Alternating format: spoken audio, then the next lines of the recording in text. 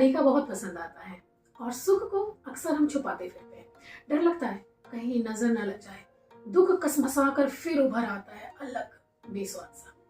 यकीनन हम सबके अपने अपने युद्ध हैं।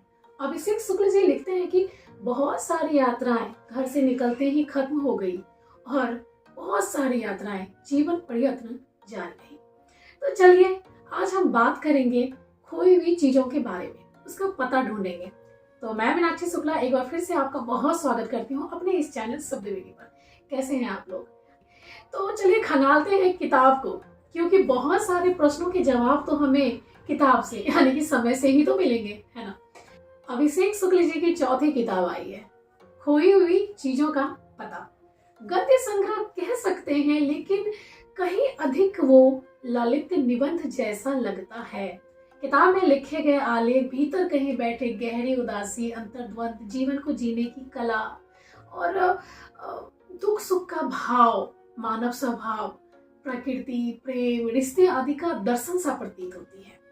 किताब में कुल 29 आलेख लिखे गए हैं और एक क्षणिकाओं की तरह नया प्रयोग किया गया है। एक अलग खंड है जिसका नाम रखा है समय बेसमय। इसमें कुछ बीते समय में लिखे गए डायरी के पन्ने को सहेजा गया है। यूं देखा जाए तो सारे भाव बीते गहरे समय के ही हिस्से लगते हैं। ऐसा लगता है कि आप किसी डायरी को ही पढ़ रहे हैं। किताब ऐसी है कि आप एक बैठकी में नहीं पढ़ सकते। हर एक पन्ना, हर एक किस्सा कहीं तो आपको लेकर चला जाता है, आप खोने लगते हैं। उन दिनों में जब आपके साथ कभी कुछ ऐसा हुआ था या फिर आपने कुछ ऐसा अनुभव किया था। हाँ, ये बात बिल्कुल सही है कि खोना एक दिन की घटना नहीं है, ये धीरे धीरे होती है। चीजें, समय, मन धीरे धीरे सरकती हुई कहीं तो चली जाती है और एक समय में हम 70 सीटों वाली बोगी में 400 लोगों के बीच अपने आप को खपा देते हैं। हमें आदत हो जाती है। पहाड़ टूटते हैं, नदियां रेत करती है। दूसरा विचार पढ़े तो पहाड़ और बादल साथ होने का रिश्ता भी अनोखा होता है।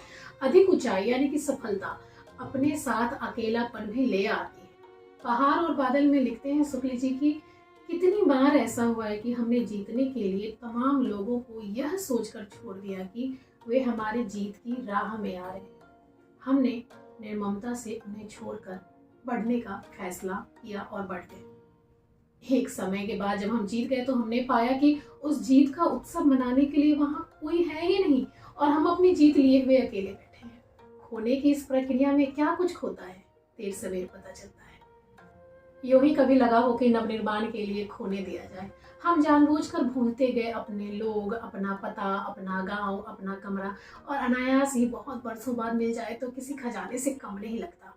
अभिषेक शुक्ल जी लिखते हैं भीड़ में जो खो गए उसके बारे में कि जीवन का एक सत्य है कि हमें अपनी चीजों के लिए स्वार्थी होना पड़ता है।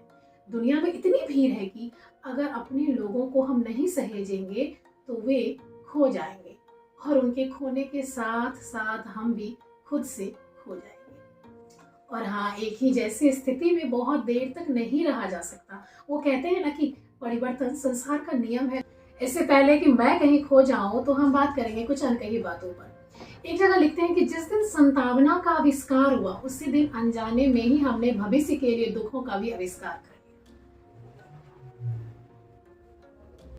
यूं ही कभी कभी आपके साथ ऐसा होता है ना कि आप बैठे बैठे कहीं खो जाते हैं और उस खोने की प्रक्रिया में भी आप कुछ ना कुछ कहीं ना कहीं ढूंढ रहे होते हैं। ऐसा ही कुछ बहुत ही खूबसूरत सा लिखा है, लौटना शीर्षक है। उसमें एक छोटी सी कविता है कि नदियां पहाड़ों पर लौटी बारिश बनकर, अतीत लौटा हम तक स्मृतियों के रूप में, सूरज लौटता है रात के अंधेरों को चीरते हुए, खत्म हो चुकी सभ्यताएं लौट आती है अवशेषों के रूप में, हमारे पूर्वज लौटते हैं लोक कथाओं में, मरे हुए कवि लौटते हैं अपनी कविताओं में, अधूरा प्रेम लौटता है हमारी टीस में, लौटने वाले लौटते हैं, लौटते ही हैं। अगला पन्ना पलटते ही ये सामने आया शीर्षक कि कोई खाली हाथ नहीं जाता। अभी इस भ्रांति को तोड़ने लगता है कि सबको एक दिन इस संसार से खाली हाथ ही चले जाना है। प्रस्तुत दृष्टिकोण आपको यकीनन प्रभावित करती है कि सचमुच हमने इस तरह से कभी क्यों नहीं सोचा कि कोई भी खाली हाथ नहीं जाता। उसकी छुअन चली जाती है, उसका होना चला जाता है, उसके होने का सुख चला जाता है। अतीत की कितनी स्मृतियां, भविष्य की कितनी कल्पनाएं और ना जाने कितना कुछ। जाने वाला अपने हिस्से का सब कुछ लेकर चला जाता है। मैं अक्सर कहती हूँ कि 90 दशक के लोग अपने जीवन में बहुत कुछ बदलते हुए देखते हैं। कहाँ चिट्ठियां रेडियो हुआ करती थी, अब कलरफुल टीवी होते हैं, मोबाइल होते हैं, लैपटॉप होते हैं, बहुत कुछ। हमारा बचपन, मेला, रिक्शा, ऐसे ही कितने सारे खूबसूरत लुभावने दिनों की याद दिलाते हैं, जहाँ के समय और लोग अब खोते जा रहे हैं। बदलाव की इस क्रिया में कितना कुछ चला गया है ना। माँ के लिए लिखे गए शब्द बेहद प्यारे हैं, आप पढ़िएगा। सच, सभ्यता कोई भी हो, चाहे इंसान हो या जानवर, कोई भी देश हो या कोई भी काल, लेकिन माँ सदैव एक सी ही होती है ना। कुल मिलाकर देखा जाए तो अभिषेक शुक्ल जी की 121 पृष्ठों में लिखी गई किताब खोई हुई चीजों का पता एक बेहतरीन साथी हो सकता है आपके लिए, जिसे आप गाहे बगाहे निकाल कर पढ़ें तो हर बार कुछ नया और अलग अनुभव प्राप्त करेंगे। इसमें उनके लिखे गए व्यक्तिगत अनुभव, घुमक्कड़ी का दार्शनिक लेखन अंदाज, सूक्ष्मता से किया गया निरीक्षण, व्यवहार का संतुलित आचरण दिखेगा। लेखन शैली सरल हिंदी है, लेखक में आसान शब्दों में गहरी बात कहने का हुनर है। यह किताब आपके लिए एक अलग अनुभव होगा। अवरंग प्रकाशन से आई इस किताब का मूल्य 175 रुपए है, जो अधिक नहीं है, आप ले सकते हैं। और ये आपको आसानी से अमेजन, फ्लिपकार्ट आदि पर मिल जाएगी।